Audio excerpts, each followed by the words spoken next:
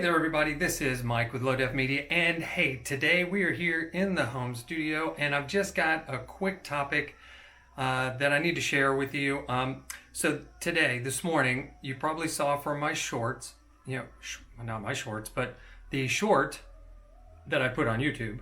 If you're a fan of the channel, you probably saw either the video or the short of my trip up Pine Mountain today. Now, it's not a very large mountain. It's just a trail.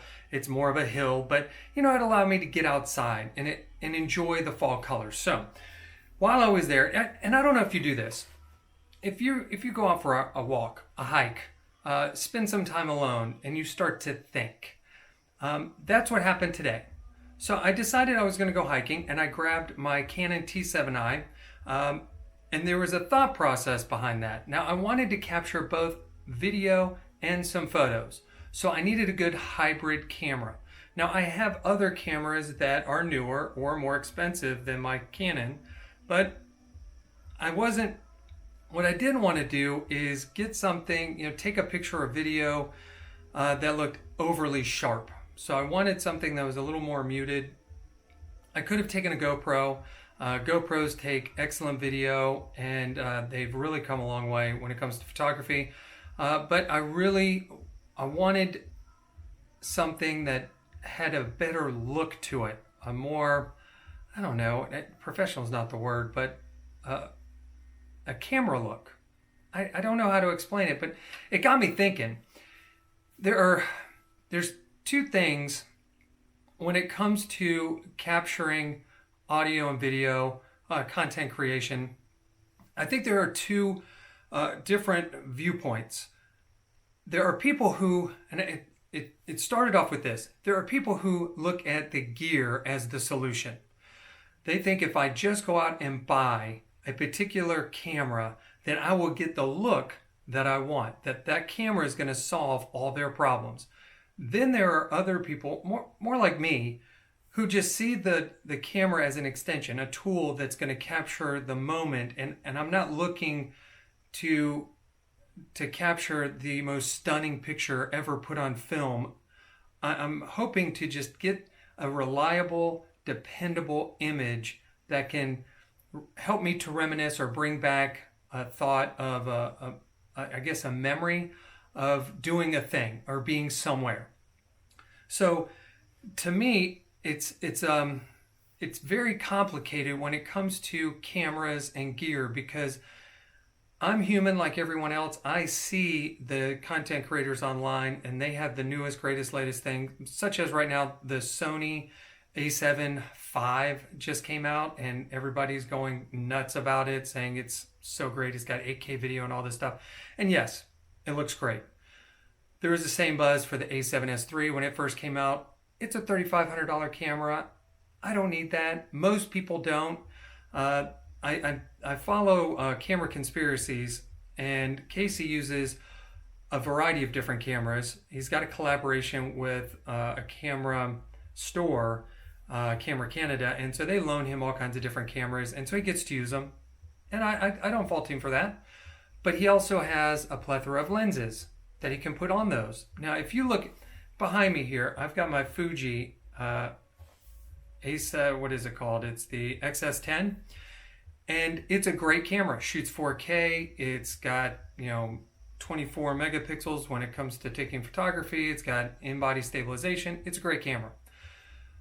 But I've only got the one lens. So I can't zoom. I don't have any prime lenses. And so I'm really restricted to what I can do with it because of the lens. So the camera is only half the battle. I would rather have like my Canon T7i, which is an older camera, but have multiple lenses to do multiple things and put that money into the lens rather than the camera.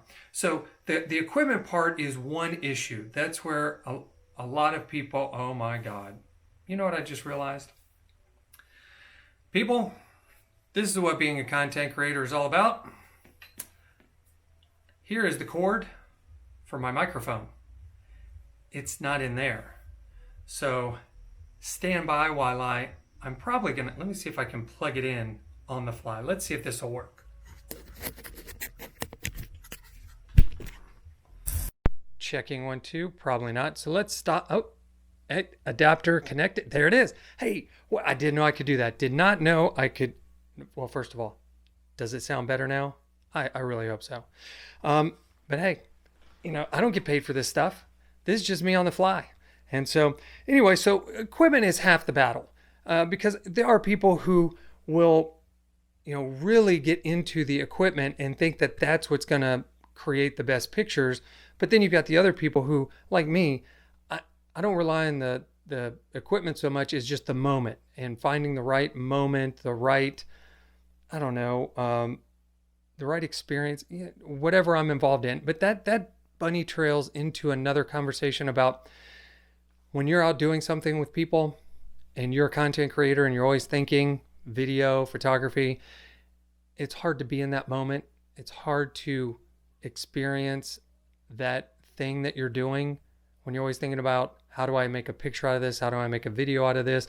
Or stopping to actually make that video. It's a conundrum. All right, so what's the second part? Second part is this. While I was out there, I also thought about this, that there are two kinds of content creators, regardless of the equipment. If I handed a camera to one person, they might want to, desire to learn everything there is to know about that camera, so that when they take that picture, they've got their exposure set, their ISO set, their frame rate, shutter speed, all that stuff, so that they can capture the best possible picture. But then there's people like me. I pick the camera up, pretty much leave it in auto, so I can just get the picture. And then I'll do what I can with that image later, because again, to me, it's just capturing that moment. So I can reminisce. So that picture, that video will take me back to that time, and I can say, wow, I remember that. That was a great time. And I don't get so wrapped around the axles about capturing it. It's all about how I got it, but rather that I got it. All right, so capturing it's one part, but then those same people who really obsess about the settings on their camera will also do a ton of post-processing or editing of that picture to make sure it turns out exactly right. I don't. I usually take my pictures in JPEG purposely to prevent me from doing that. Otherwise, you would spend, countless minutes, hours, days just editing pictures and video. So those pictures that I took today, Pine Mountain, I threw them into Lightroom. I did some light editing, and that was it. Done.